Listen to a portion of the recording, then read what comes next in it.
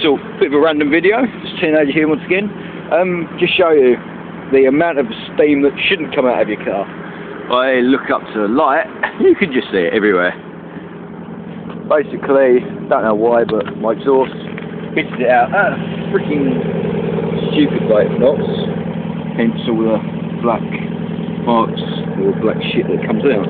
I'll just put that down.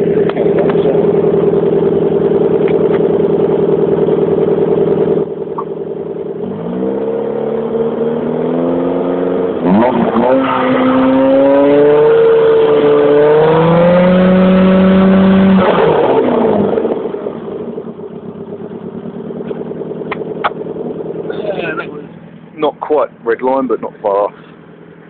Random video showing you how old my little car is. Bye.